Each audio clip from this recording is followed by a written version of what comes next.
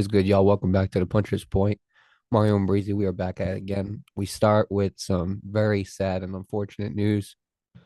So, British middleweight, he actually made his debut. Sherif Lawal, he unfortunately died after collapsing during his pro debut. I got the details right here. The source for this was Routers, or yeah, Routers. Basically, he made his professional debut on Sunday, fight organizer said. And the British Boxing Board of Control sent a note to condolences on Monday. This media reports said Lowell 29 was hit on the temple in the fourth or sixth schedule rounds at London's Harrow Leisure Center against opponent Malum Varela. And I have the quote right here.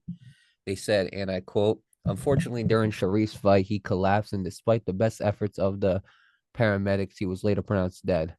Promoters Warren Boxing Management said in a statement. And the fight was first on the card, with the event being canceled after. Before I pass it on to you, Breezy, I think the first thing we need to say is condolences to the family.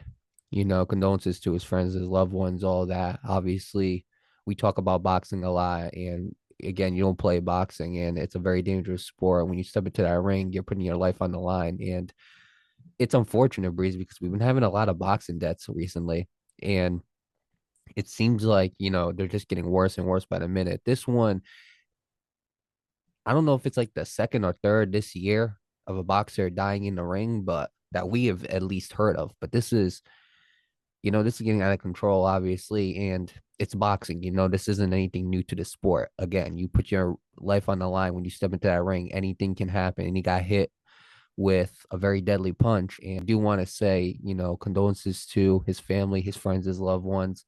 May Sharif Lowell rest in peace. And with that being said, Breezy, I'm just gonna pass it on to you.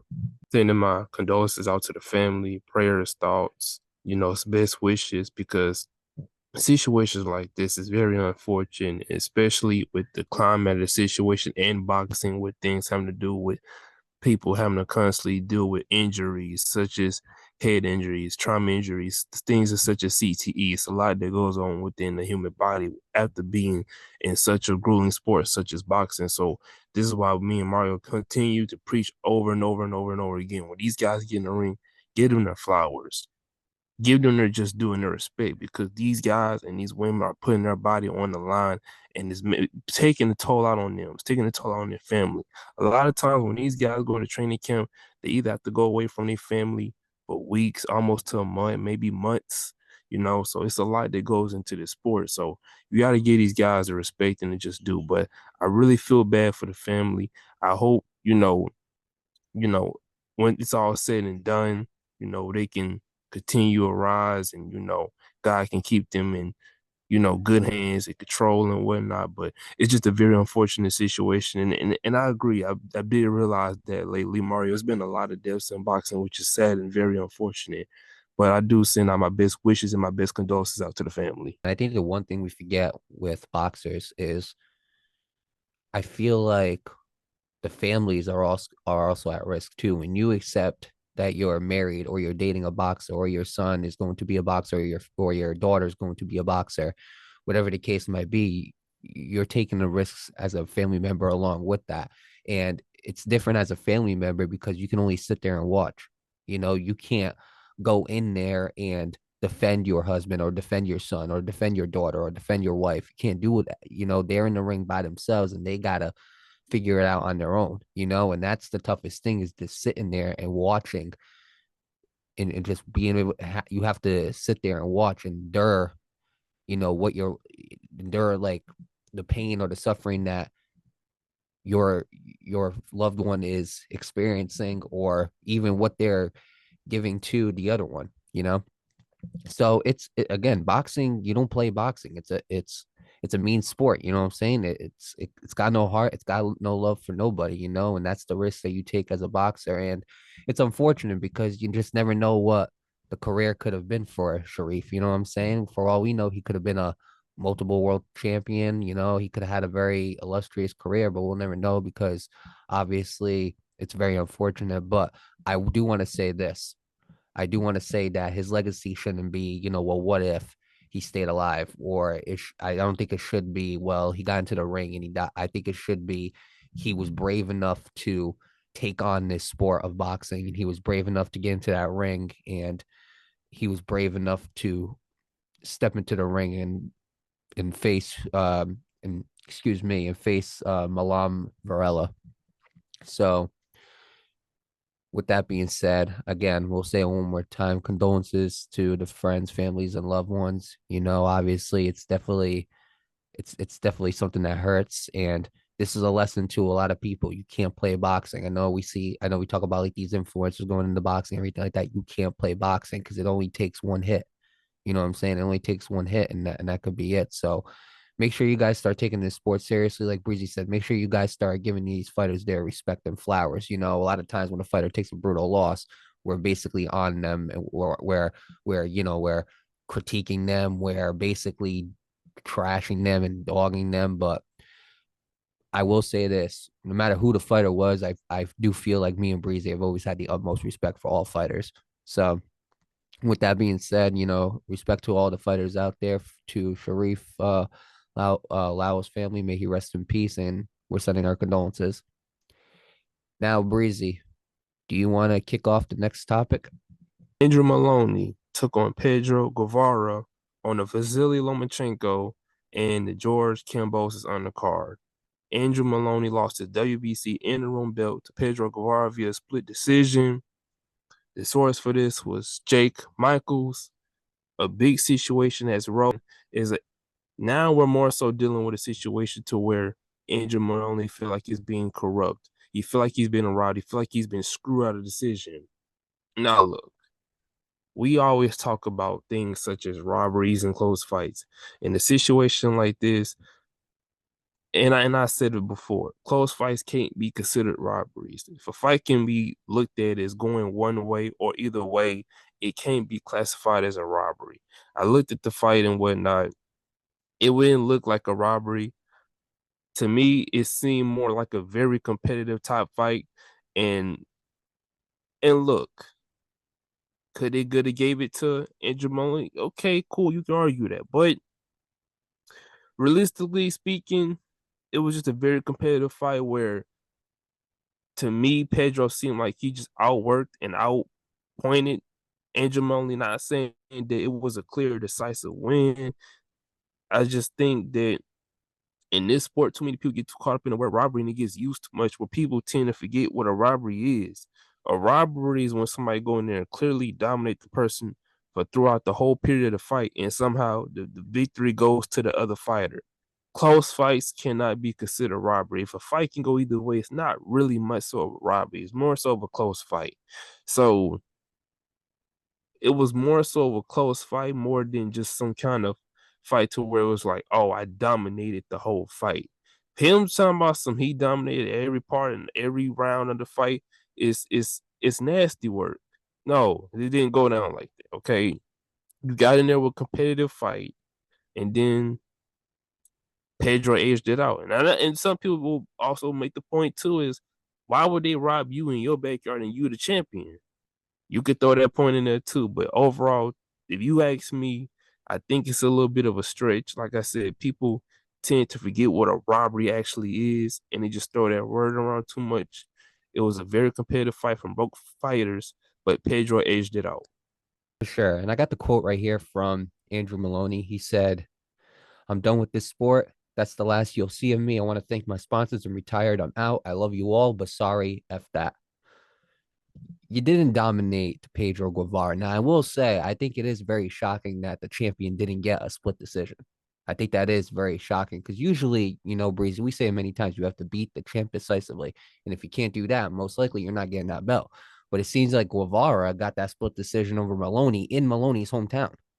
Because people forget Maloney's from Australia. I honestly think if you want to ask me, the pressure of Andrew Maloney's brother Jason losing the way he did just a couple of days before this fight happened, or like a week before this fight happened, I think that had something to do with it. He was on that Inoue card Inoue Neri card, and his brother got beat in brutal fashion. And I think that definitely had something to do with it. Now all of a sudden your brother lost his belt. Now you're fighting a few days later. Now they're saying, "Hey, look, we gotta keep a belt in this family." You know what I'm saying? The Maloneys have always been either title contenders or they've always had a belt on them. You know what I'm saying? The Maloneys are always, in my opinion, entertaining must see fights. I know they're never really headlining cards, but they're always must see fights. They're always a good undercard fight to have on your card to kind of spice it up a little bit. I think with Andrew Maloney, I think the pressure of his brother losing, the pressure of him getting this win, it was massive. And I think when he realized he didn't get the win, or when the judge announced that Pedro Guevara won this fight, I think that definitely sent him off. Now, here's the question I have for you, Breezy. I'm gonna say this right now. It was definitely a back and forth fight. He didn't dominate 10 rounds out of two. That's definitely not what happened. If anything, if we're watching the fight, Maloney was pushing the pace. Yes, he was coming forward, but he was getting counter hit too a lot. So I feel like if you're really looking at that, I don't think he dominated it as well as he said he did. As he said he did. I'm gonna be honest with you guys. I think Jaime Munguia had a more convincing performance against Canelo than what Andrew Maloney had against Guevara. Now, here's my question to you, Breezy. Do you believe him? Do you believe this is the last we will see of Andrew Maloney, or do you think this is just in the heat of the moment and he'll be back again? Just talking out his feelings. That happens a lot of times. We seen Shakur Stevenson do. I'm retiring. Like it's like I don't know why, but like if you lose a fight or if you don't get a fight that you necessarily want, like the first thing to do is I'm going to retire. Like so how some of these dudes be. If a girl don't give him the number right away, I'm done talking to women. Then you're gonna be talking to women what? Not even a week later. So that's just all it is. It's just all emotional talk. He in his feelings right now. I'm telling you right now, let the opportunity present itself. He gonna be back out there like flies on doodoo. I'm telling you right now that I'm retiring. That's just a little scapegoat for when they ain't a feelings. I don't take it too serious. Y'all seen the video backstage? He was kicking chairs around, flipping stuff around like Caillou when he don't get what he want. That's all it was. He was just in his feelings. He'll be back, y'all. Just give it a few months. He'll be back, or his brother will be back. But I don't really take the whole I'm retiring thing serious. And I'm not even trying to mock him, but I don't take it serious. He ain't going nowhere. It was just the heat in the moment. That's a very good point. But I wouldn't be surprised if he did stay retired either. I mean, I'm looking at his fights. He lost 2 out of 3 to Joshua Franco. He got completely destroyed by Junto Nakatani. Pedro Guevara just got this win. And usually there's something to fight for with the Maloneys. You know what I'm saying? Usually they're always in that picture and everything like that. But I mean, you lost your last 2 out of 3. What is there really left to fight for? You know what I'm saying? And I'm not saying Andrew Maloney's washed or anything like that, but like I have always looked at the Maloneys as the gatekeepers of a division.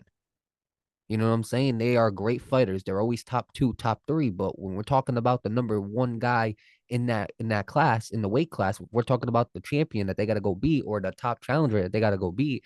It seems like the Maloneys always end up coming just short. So I don't know, man. Maybe it's frustration, like you said. Maybe he's just venting out his feelings and he'll be back. But I wouldn't be surprised if he stayed retired here. And as far as Jason Maloney, I don't know what's next for Jason Maloney. You know what I'm saying? Has gotten, I think Jason has gotten more disastrous losses than Andrew has, in my opinion. I mean, let's not forget what Inoue did to him. You know what I'm saying? I mean, we can't forget that. That's Inoue's probably his best knockout. You know what I'm saying? So I think when you really look at it, as far as Andrew, maybe he comes back for maybe like a fight, but I'm gonna be honest, I don't see Andrew Maloney doing this for that much longer if he does come back. So if he stays retired, I wouldn't be shocked. As far as Jason, Jason's got to straighten it out, man. I don't think he's got a lot. I don't think he's got a lot of expectancy or range left in his career. So I think that as far as the Maloney brothers in general, don't be surprised if you see both of them retired pretty soon in the next 2 years. And I'm not trashing on them. I'm not hating on them or anything like that. I do like the Maloneys. I want to see them grow. I want to see them continue to be the badasses that they are, fighting everybody. But I wouldn't be surprised if he stayed retired. But like you said, I wouldn't be surprised if it's the same old typical I'm retired and then I'm gonna come back for a fight. Wouldn't be surprised. Maybe that's what he's doing to promote himself better. Maybe he's gonna retire and try to get some hype around him for his next fight. You never know. But I mean, we'll see. Time will tell, obviously. With that being said, Breezy, would you like to break down this episode? Would you like to wrap it up?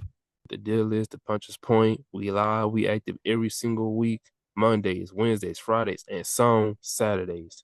Now, look, what I want y'all to understand is this, right? We try to get our episodes out Saturdays after the post fights and whatnot. Sometimes it may upload late. Just gonna have to bear with us, all right? Just give us some time. We getting these episodes out as quick as we can, as much as we can. We appreciate people that's tapping in with the reels, the Instagram, the X, and even the threads. We appreciate all the support. Of course, we got Fury Uzi this week. Be on the lookout for that. We're just keep on coming with episodes day after day after day, week after week after week, and it's up to y'all to share. It's up to y'all to watch these videos, tune in, promote it, and share it. So without further ado, y'all know what the deal is. It's the Puncher's Point. You know where to find us. And without that, make sure you stay on point with the Puncher's Point.